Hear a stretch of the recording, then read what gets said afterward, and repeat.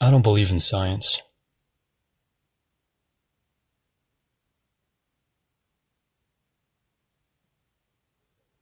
Believing in science is one of those things that you would only do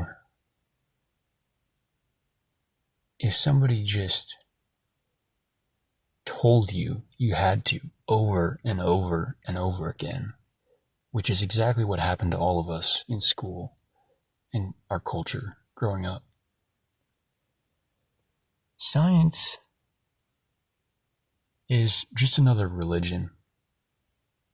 And it's not a very impressive one.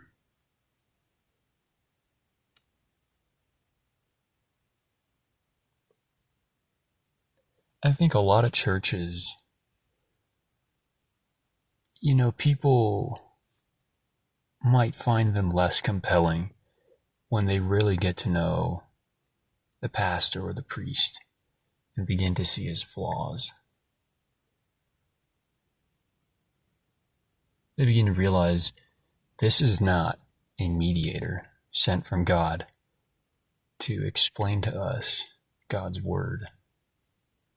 In other words, a bringer of truth, an arbiter of truth that we should trust implicitly.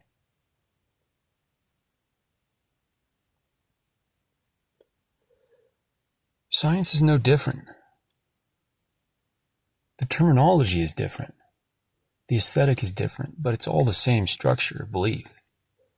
We are expected to believe the science, trust the experts.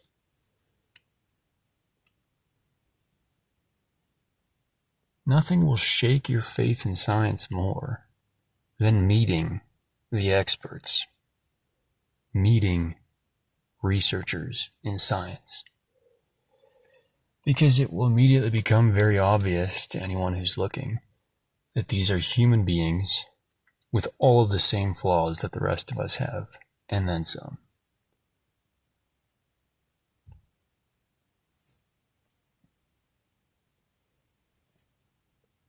But there are specific problems with the system of science that prevent it from being a good tool for discovering truth. And everyone's different, but for me, at the end of the day, what I'm interested in is truth. I know most people are not interested in that. I think a lot of people are just interested in being comfortable in their religion, their ideology. There is comfort in that. I can relate to that. I do understand. I would never try to convince someone else to be interested in the truth. I can only say that for myself, the only thing I've found in my life that is worth making the center of my life is the truth.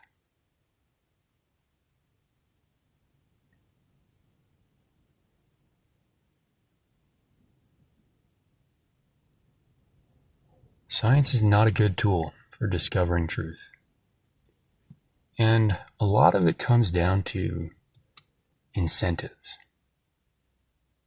People need to look at the whole world this way. Institutions like science, but other institutions as well, and really every aspect of human life is governed first and foremost by incentives.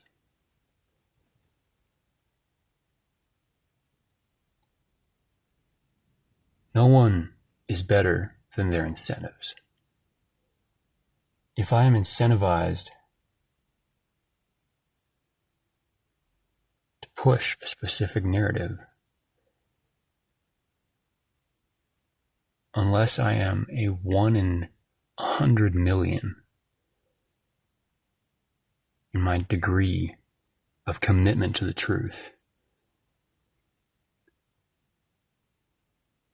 I am going to cave to that incentive over a long enough period of time. And frankly, I'm not sure there's a single person on planet Earth who is more committed to the truth than to their incentives.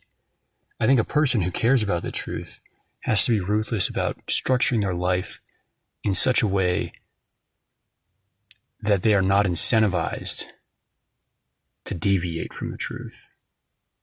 Because if your job demands that you are constantly resisting your incentives, that will corrode your soul, and I don't know that anyone has the strength to be consistent in that. More importantly, any institution whose integrity relies on people to resist their own incentives will eventually fail, and most of them very quickly.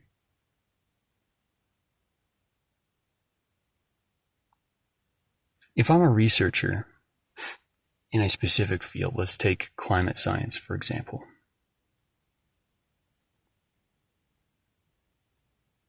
Just because in that science there is one overarching narrative that pretty much all of the science people seem to agree on, at least from the outside. If I were to say, as a researcher in that field, that I've done a study, I've done my research, I've done whatever project I was working on, and the results that I came to were directly in conflict with the overarching narrative that everyone agrees on. If my findings fly in the face of the consensus, what incentive do I have to publish those findings? I have every incentive to do the opposite. I can bury it.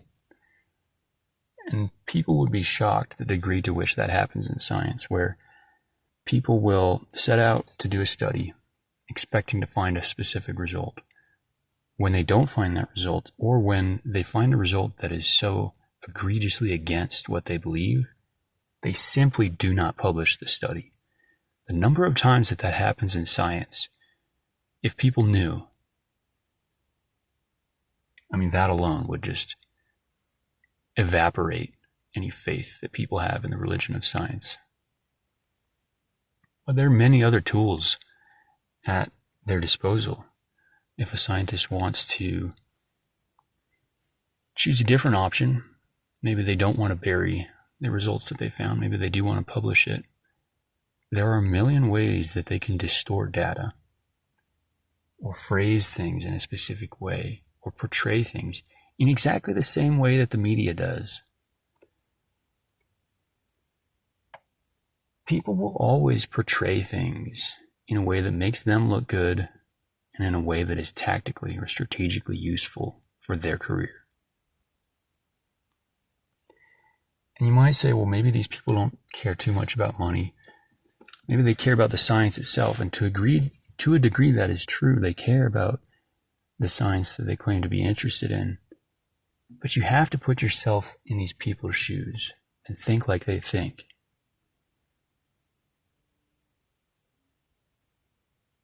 It's not so much that most of them think about getting rich, although there are those people.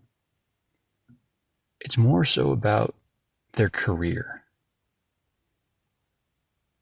And how can I publish these results in a way that advances my career?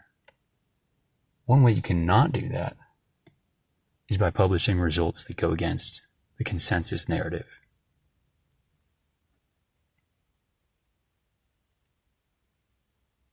And this is all, for anyone who has looked at nutrition over the last 100 years, it's very obvious, to people who are interested in truth in that field, because for a very long time we were told that meat, especially red meat, was bad for you, or that animal fat or saturated fat was bad for you. You should switch to quote-unquote healthier plant oils.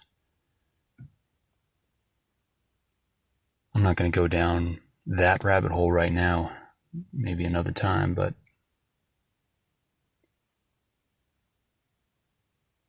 it's entirely plausible for the whole field of science to be almost universally in agreement and be completely wrong.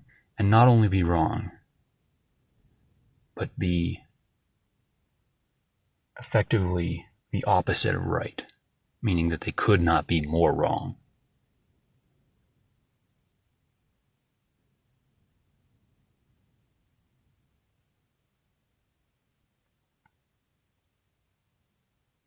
Consensus is an enemy of truth.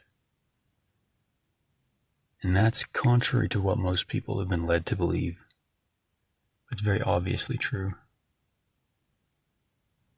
Maybe there are exceptions, but overwhelmingly consensus in practice is an obstacle to the truth.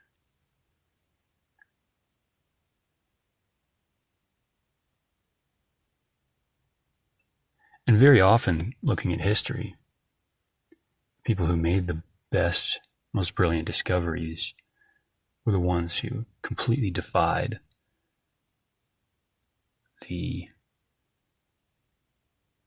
establishment of their field, including science.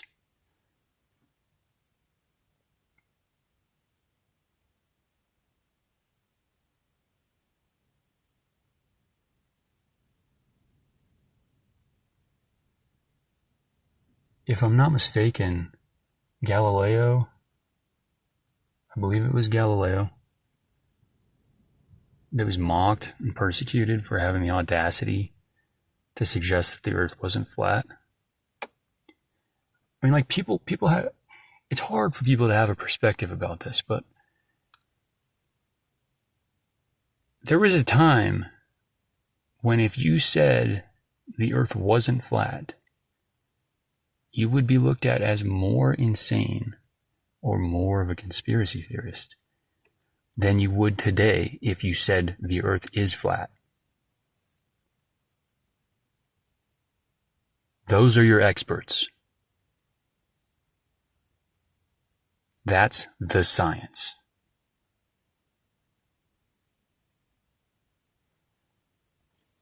You know, and insofar as humans have a scientific understanding of anything, the history of it is one long chain of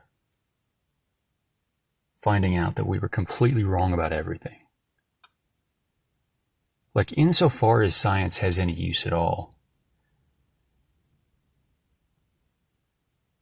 which it does have use, and it is very effective for describing things.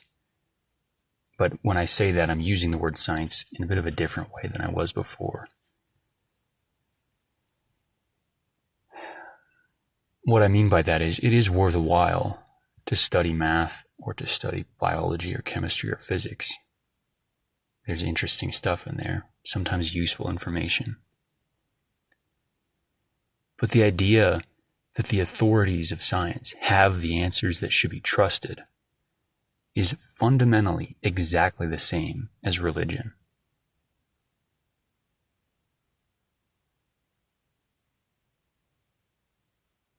Except it's more pathetic than religion, because in some ways religions were less audacious about the extent of their claims to knowledge.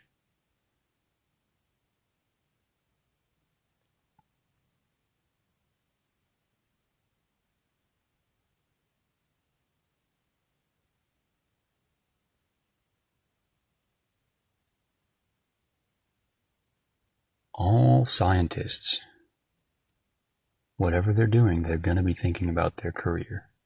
And you can't blame them. None of what I'm saying is an attack on them or is saying that they should be any different. I'm saying it's useful to understand these people. When you understand people, the nature of human beings,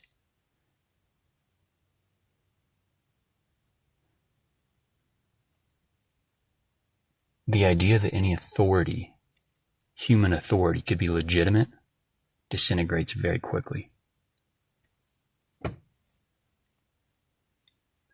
At least when it comes to institutional authority in the world today.